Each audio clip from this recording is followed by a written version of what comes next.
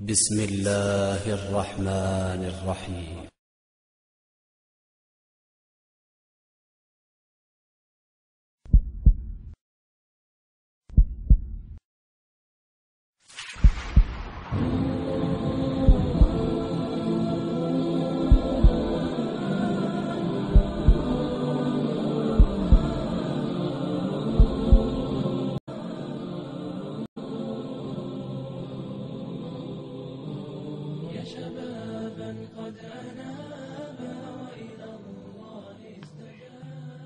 Now that you've learned the proper hand placement for compressions, we're going to work on the depth of compressions, 1/2 to 2 inches. Be sure to release all pressure after each compression to allow the chest to recoil completely. This lets the heart fully refill.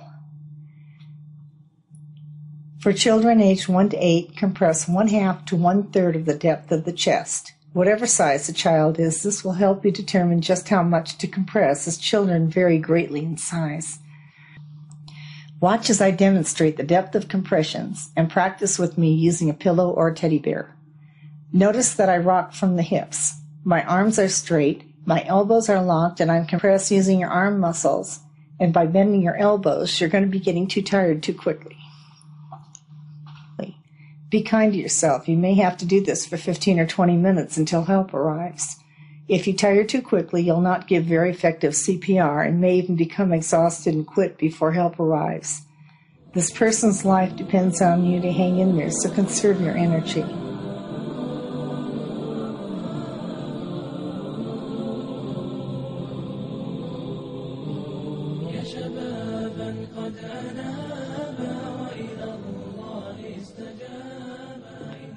Now that you know where to position your hands and how deep to compress, we're going to work on compressing at the right rate. Compressions should be done at a rate of 100 a minute. That's almost 2 each second. You should complete 30 compressions in about 18 to 20 seconds to maintain a rate of about 100 a minute. Compress along with me.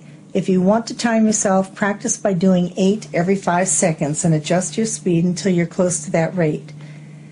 Make sure your hands are positioned correctly, lengthwise on the sternum, one on top of the other, fingers interlocked, and no pressure directly on the ribs.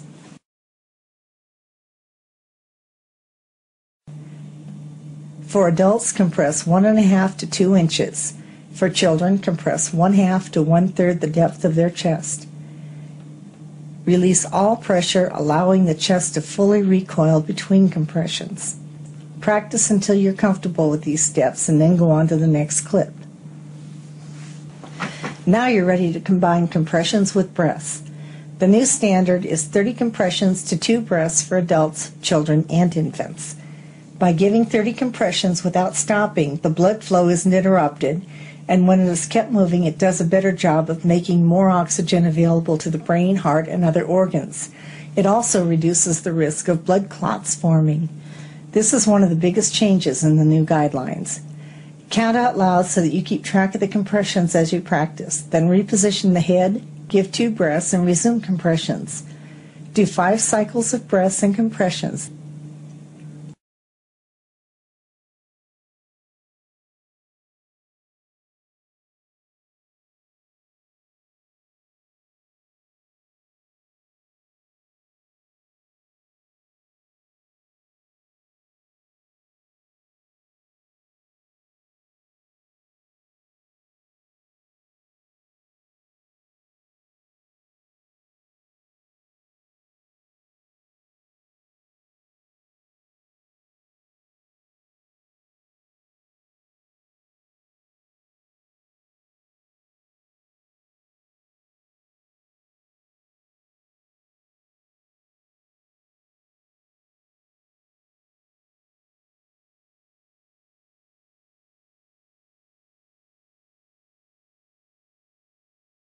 If the victim was a child, you'll be calling for help now after you've done your 2 minutes of CPR. Continue with the CPR until the ambulance arrives. Play this segment over several times, practicing along until you're comfortable with the sequence of steps and the compression rate.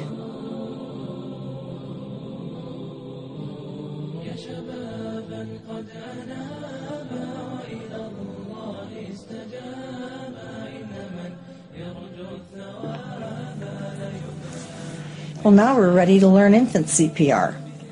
Infant CPR is a little different than for adults and children. Begin by checking for a response. To stimulate an infant, tap him firmly on the foot and talk loudly to him. Ask if he's okay, call his name, say whatever you think of, but say it loudly. The point is to get any kind of a response you can. If you get no response, then check for breathing.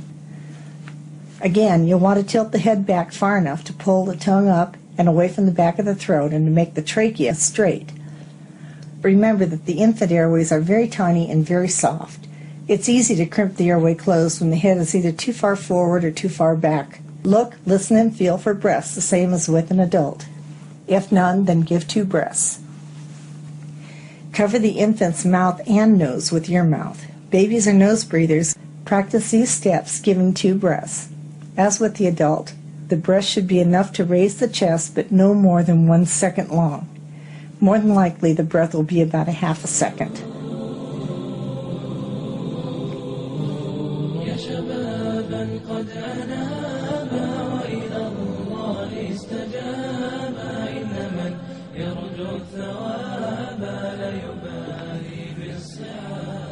Infant compressions are done with 2 fingers. It doesn't matter if you use your index and middle fingers or the middle and ring fingers as long as you do effective compressions.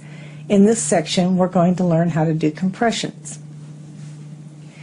Place your fingers lengthwise on the sternum with the edge of the upper finger along an imaginary line running across the nipples.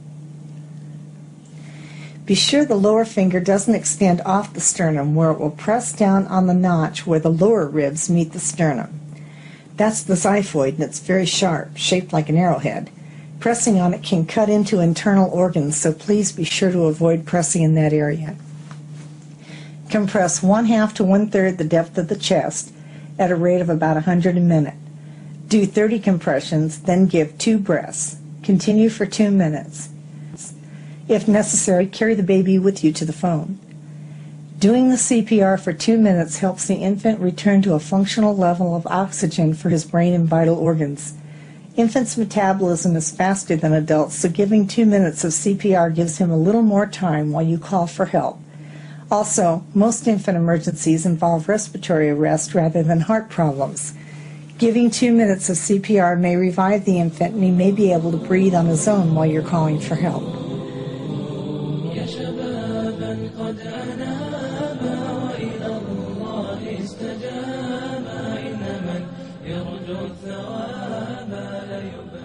In this clip,